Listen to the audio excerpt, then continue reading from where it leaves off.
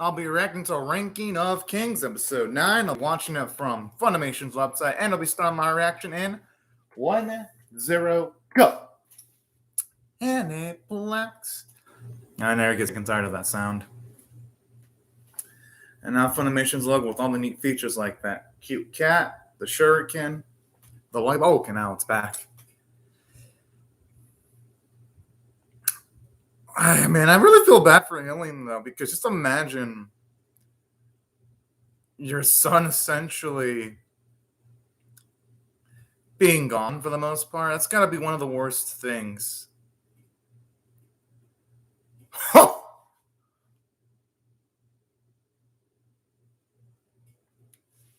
Jeez.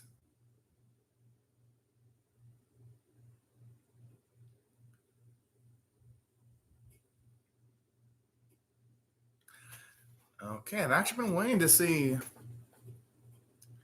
how Alien was wooed by Bose here.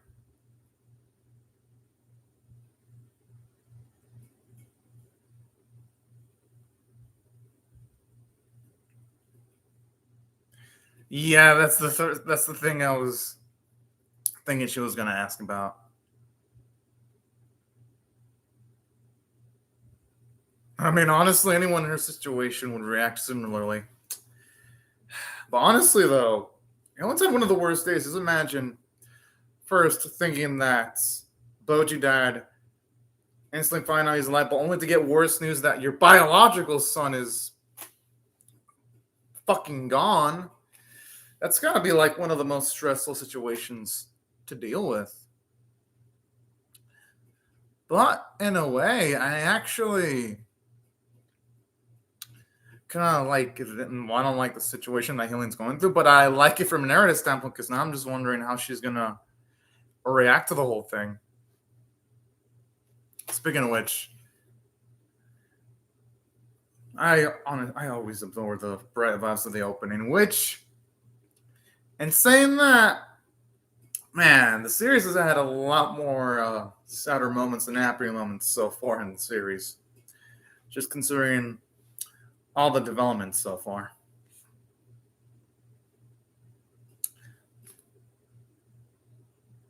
I wonder if there's like any visual symbolism in the opening though that could relate to future events, because I wouldn't put it past the series to do that. Because sometimes openings, just the way they frame things, it might foreshadow future events.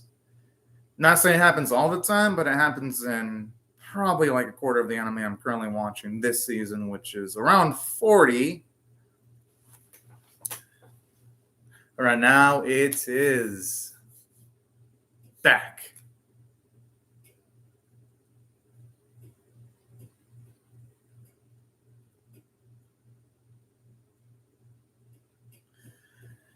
Ooh, boy.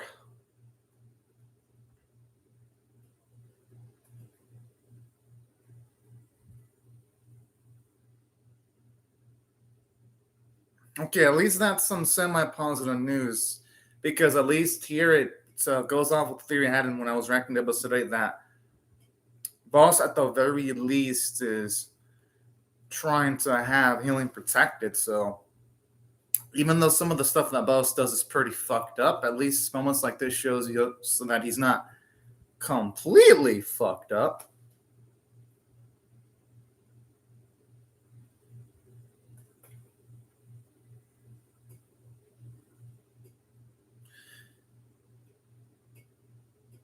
He probably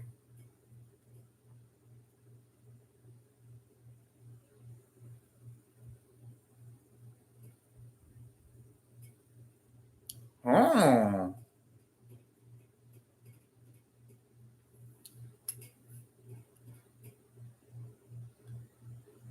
I honestly don't think that's the case, though. It actually shows you how much the king trusts him.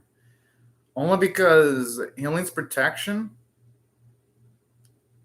Well, considering that Healing was a new wife, that's probably a humongous ass responsibility.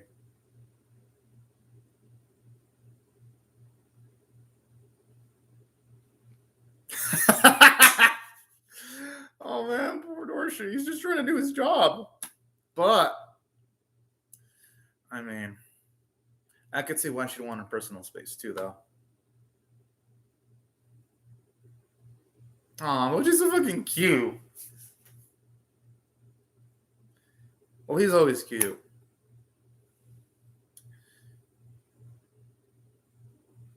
I mean, honestly, I'm not gonna blame Boji. Because whenever you have someone new entering your life, like a step parent, you're gonna be a little bit paranoid.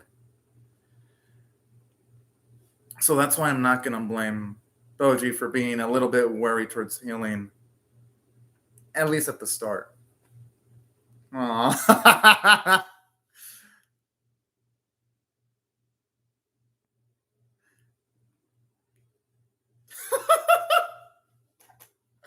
Oh man.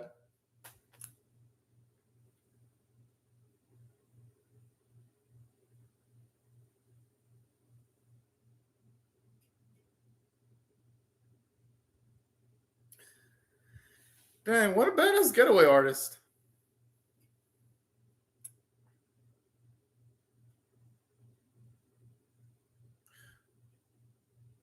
He's gonna offer it as like an offering towards his mother's grave site.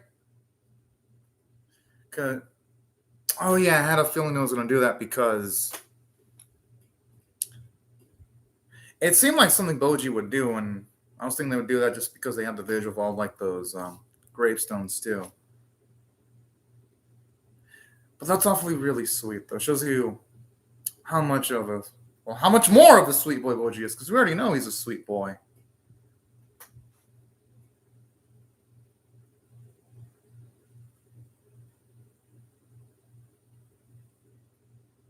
I mean,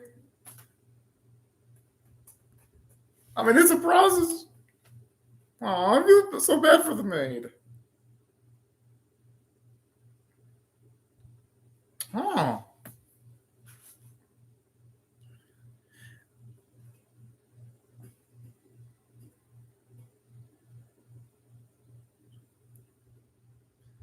I actually see why Dorsch would proceed.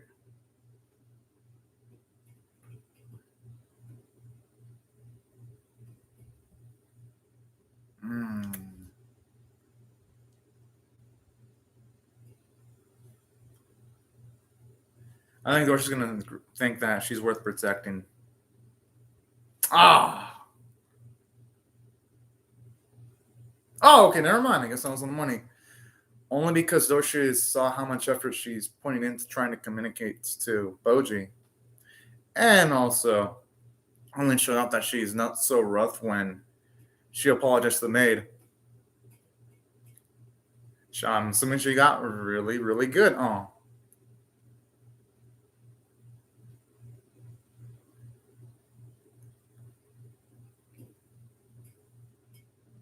I mean, the Dorsch has like a fucking scar too. I can see why someone like Boji would be a little scared. Hmm.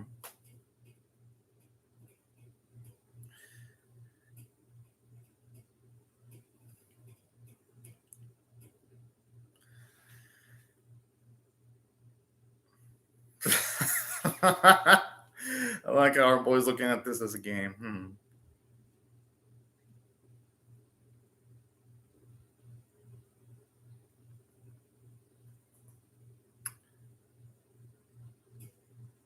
And all this because it shows you with that smile how much he loved those nice, heartwarming moments in the past.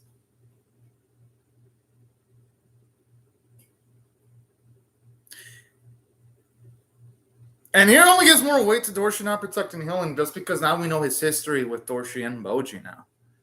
That is some damn amazing writing because most anime would just settle for having a bodyguard character and not give him depth. This series went the extra mile of giving him depth, which is impressive. Yo, that looks amazing, especially like the first person point of view shot as he's being the throne. It makes the action look much more dynamic and intense. Oh, no. Oh. Okay, I thought for a second our man lost some limbs. That'd have been scary as fuck. No wonder why he wasn't able to move quickly. Yeah, because armor looks heavy as shit.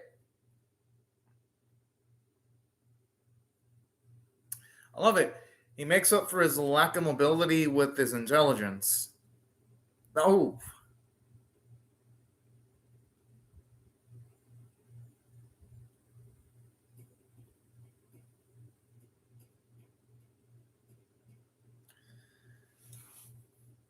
What is it a giant too? Because this body. Oh.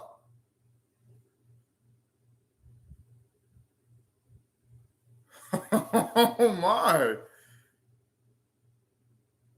Okay, gotta admit, the baby version of those creatures actually look kind of cute, even though they look menacing as fuck.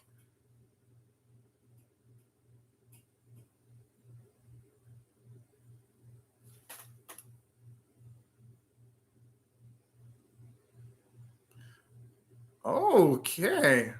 It's kind of. Oh, hello, Razad Zakir, and hello, Sans.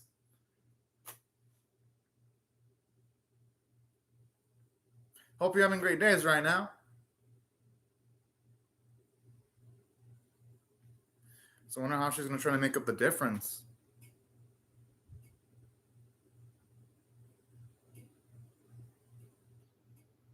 Oh, my.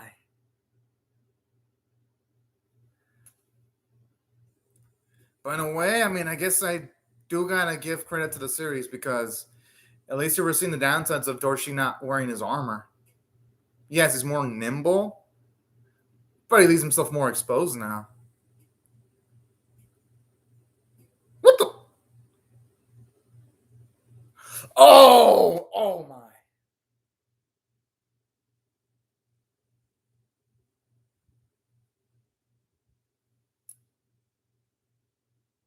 Yo, we actually made it straight up?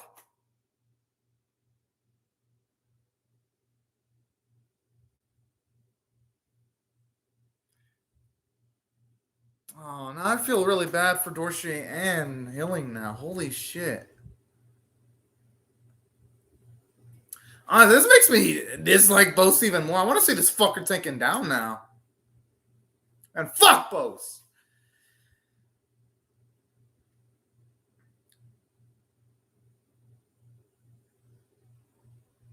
Yo, I love the effect too of like seeing like the X-ray skeleton of like the creature too. It just adds a lot more intensity. I mean, his only hope is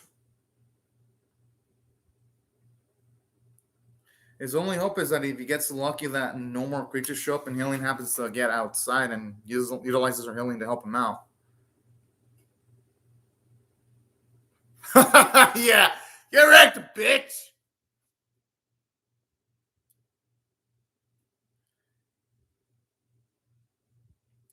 And I hope that lady continues on failing too. That'd be beautiful.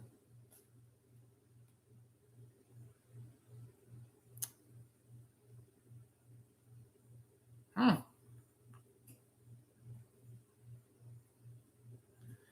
Damn, how many ladies is our king fucking wooing at this point? Wait, Menandra still has her body? Oh wait, no, it doesn't look like it's. Yeah, it feels like it's a puppet.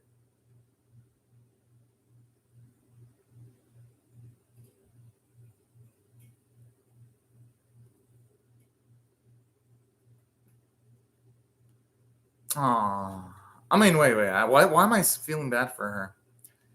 No, fuck no. I don't feel bad for her at all.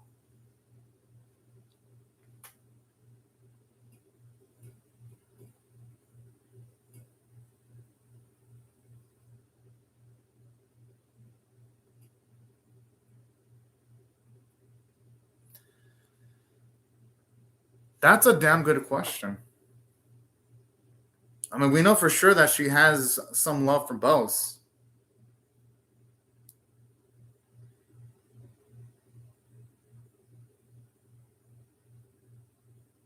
Okay, at least Bose is self-aware of that. I'll give him that much. Wait, wait, what? I mean, maybe I can understand Miranjo being beautiful, but pure? I don't necessarily think that you could call someone that tries to do what they did to Daida pure at all. That ain't pure in any sense of the word at all.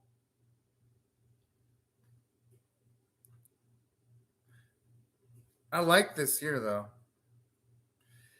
because it was set up that she was gonna heal Dorshi. Once like all the monsters were destroyed and said the assassination attempt failed, I'm like, yeah, he's definitely gonna be their protector.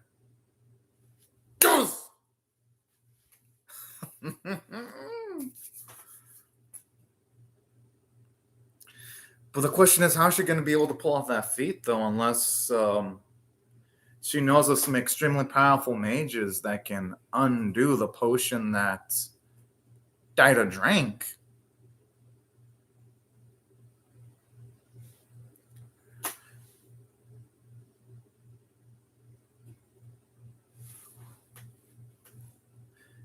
You know, as much as I don't think Daida deserved this, I hope he reflects on the actions that he tried to take against Boji. I mean, I know he probably won't be able to because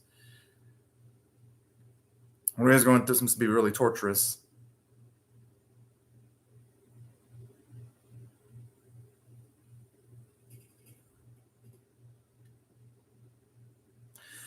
But that brings up the question as to why Moranjo's trapped and limited to the mirror, though, and why she can't materialize her own body. That's my biggest question now.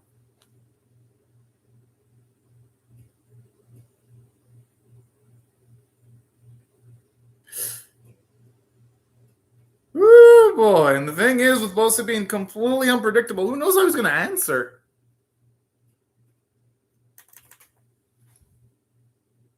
And that gives you a lot of characterization for Dorshi because even though, yes, he chose healing over Bose, it shows that he still has that spark of loyalty towards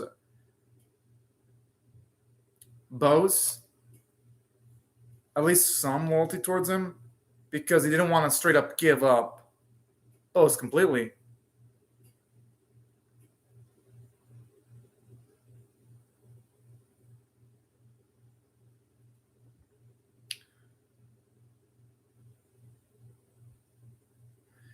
It's Bose who probably gave up all of his pride a long, long ago.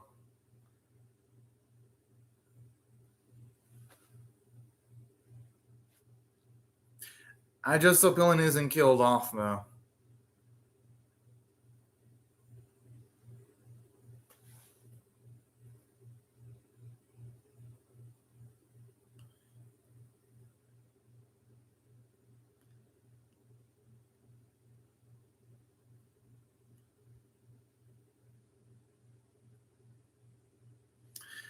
And I guess who knows if that's going to be enough, though.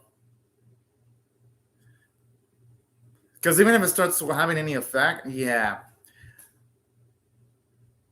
we're going to have Lois to probably quiet that down. I'm assuming that the only way she's going to be able to get back Daida is by subduing Bose.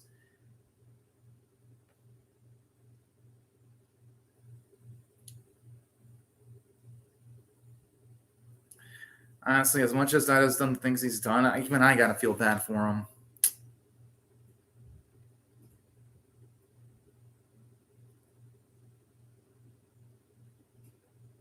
Because that's the first time we've seen Daida that emotionally vulnerable there.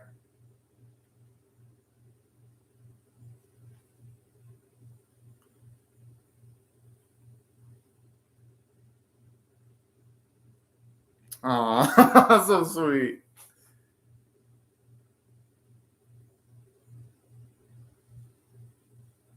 But how is he able to do that? It's not like he's gonna have magic to enter into that body though. But that's so fucking cute though. And it makes sense that healing would be irrational because even though healing can utilize magic, I'm assuming. Oh! Whoa!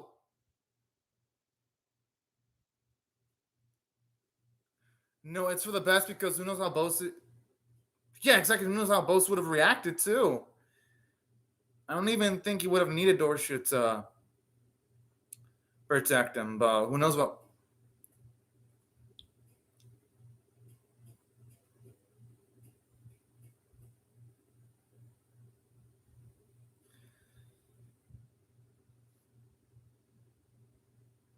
Oh.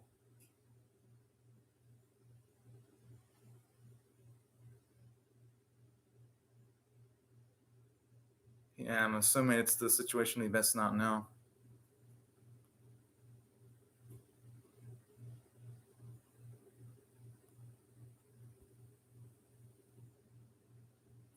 Kind of a scary thought there, because to hear that someone like as emotionally powerful and physically powerful as Bosch to be saying that he's only going with the fucking flow, that's just creepy as fuck. Makes me wonder what type of shit Miranda has set up in that case.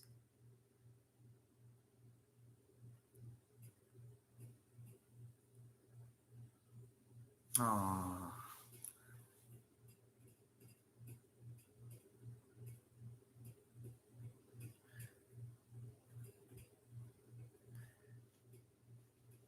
Hey, you know what? If anyone deserves to die, it's definitely Miranda in this series. With Bose, I'm not completely on that mindset of this fucker should die yet when it comes to Bose. Only because he's not a complete evil sack of shit. But all right, finally. Holy shit. He's actually now putting into consideration what Boji went through. That's a lot of character development for Daida here. All right, now this episode, y'all probably know I'm going to rate this. Holy shit, I'm going to give this one a 10 out of 10. I mean, it's by far one of the best Ranking of Kings episodes. By far. I mean, holy cow. And let me explain why. For one, there was a lot of plot progression. Healing finally found out what happened to Daida at the very least. So there was already a lot of progression there. Two, there's already events set in motion to try to get Healing assassinated again, all in the span of a single episode, and she avoids her death due to the efforts of Dorshi. And this episode also has Dorsha's backstory all packaged into one without it feeling rushed. So from a plot standpoint, this episode was perfect because it gave us all the information we needed and even then some too. So from a story standpoint, perfection. And also all the emotional moments involving Daida too, because it did the near impossible feat of making me like Daida now, because before this episode, I was like, all right, Daida, you're a good character, but you're kind of a dick. This episode, I'm like, okay, Daida, I like you now. So great job from the writing staff in every single regard. And from a character standpoint, oh my, it did a lot. For one, it further reinforced how much effort Healing made to communicate with Boji. Since even though, yes, the previous episodes did establish that, it was nice to see. And it didn't even feel like it was wholesomeness for the sake of wholesomeness, only because it had now the added context of now showing us Dorshi's perspective and showing us as to why he felt that Healing should be protected. So I love how this episode really covered its bases, because had a Dorshi not been in those flashbacks, one could have argued maybe it could have been self-indulgent, because we already know that Healing made efforts to communicate towards Boji. And we already know that she had a rough time with her first interactions with Boji. So in Dorshi being there, this series also brilliantly adds more context and also characterization. And that's why I thought the character running the episode was absolutely amazing, because even though, yes, we know that Dorshi would choose Healing over Bose, this episode still shows that he's still loyal towards Bose, considering the fact that even though he has more preference for Healing, he still decided to protect Bose's body, showing you that he's a character with multiple layers, because he's got multiple loyalties and he's conflicted, but he's flawed. And that's what makes him such a great character in the span of a single episode, because before this episode, it didn't really give us much on Dorsh. This episode really did it. So great writing in regards to him. Obviously great writing with Bose, because we do see here that he really actually did absolutely love and adore Daida at the very least in the past, which is now making me wondering how he became such a cold-hearted bastard. So I like that too. It adds extra layers to Bose.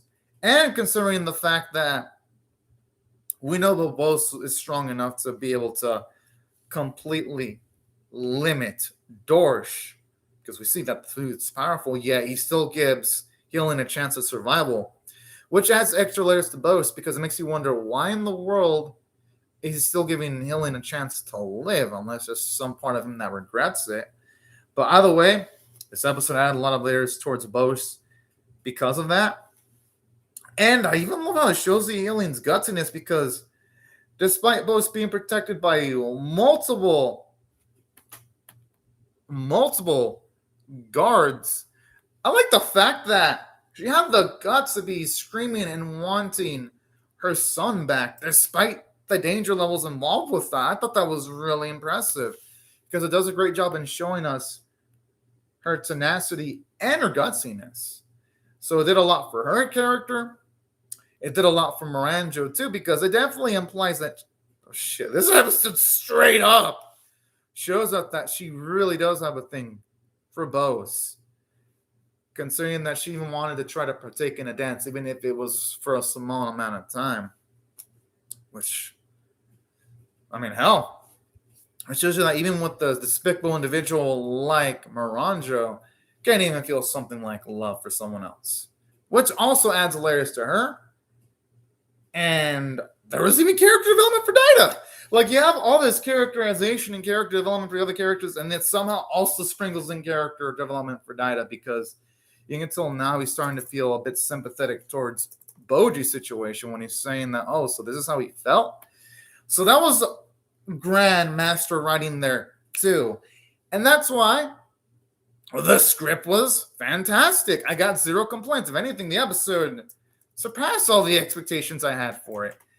And the animation quality was A+. I mean, from like the first person point of view, when you see those bits where Dorsch is thrown by the beast, towards the bits where he's bleeding, towards like the bits where his muscles are expanding, like everything in the episode popped visually. You can definitely tell that the studio behind this spared no expense in making the episode look absolutely, utterly gorgeous. And to top it all off, the voice acting was absolutely phenomenal. Especially, I got to give a shout out to Quinn Hilling's voice actress because she did an incredible job. Same with Daida's voice actor. I believe it's Yuki Kanji. I know I don't even need to look up the voice acting cast when it comes to who voiced Daida. Like, his voice is super recognizable. I mean, I've seen so many anime that I can recognize the man's voice without having to look up my anime list. One of the few. That and also Aoyoki. I definitely recognize her voice too when it comes to other animes. I don't even have to look at my anime list. But yeah, absolutely incredible voice performances. And that's why I feel the episode, it's worthy of a 10 out of 10.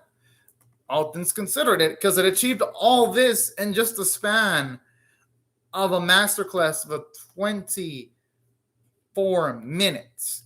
But anyways, y'all, these are my thoughts on the episode. I would really love to hear your thoughts on how I feel about my reaction or the episode itself in the comment section below.